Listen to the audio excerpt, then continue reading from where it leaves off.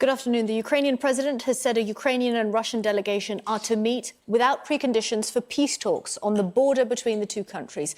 Russia's President Putin has also ordered his military command to put nuclear deterrent forces on high alert. Straight to our security and defence editor, Deborah Haynes, who's in Kiev. Deborah, two things to look at there. Let's start with these peace talks. What are they saying? Yes, it's a significant move. And also, we had from the beginning of the day Russia saying that it was sending officials to Belarus wanting to speak with the Ukrainian side, and Ukraine's president quickly coming out and saying, yes, that they were prepared to talk, but not in a country like Belarus, from where the Russian invasion was partially launched. So it seems as though there has been a bit of a concession on the Russian side to agree to the fact that this meeting is happening actually on the border. I don't know if I'm reading that too much into that or not, but the fact as well is that President Putin, is not going to be in this from a position of particular strength. Yes, his forces have invaded this country. It's day 4 now of that invasion, and they have bombarded cities across the nation.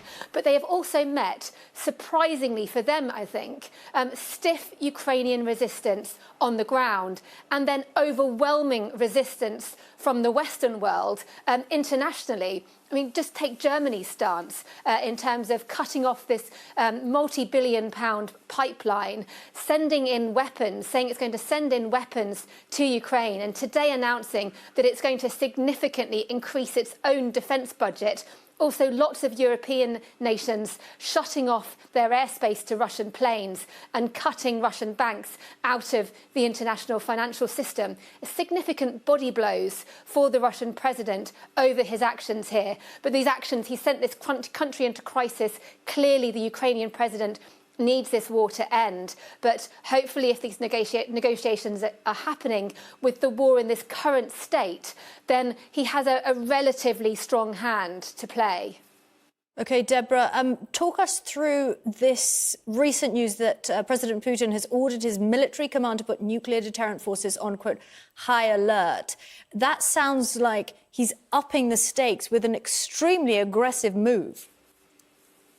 Yeah, the word nuclear weapons makes everyone shudder, doesn't it? Which is not surprising. But it's important to note that in Russia's military doctrine, they actually use nuclear weapons, tactical nuclear weapons, not strategic ones that would cause, sort of Armageddon in another country, but like a smaller nuclear weapon as a way to de-escalate a conflict. It's actually literally part of their doctrine to win. But the fact that he is coming out and making this very aggressive move, it's clearly signalling to the West that he, reminding them, not that anyone needs reminding, that Russia is a nuclear power and is willing to use nuclear weapons. But I mean, the idea that he might actually take that step, I think we hopefully are a long way off from that. But the very fact it's even being raised, frankly, to me, does smack a bit of desperation on his part, given that the war down here on the ground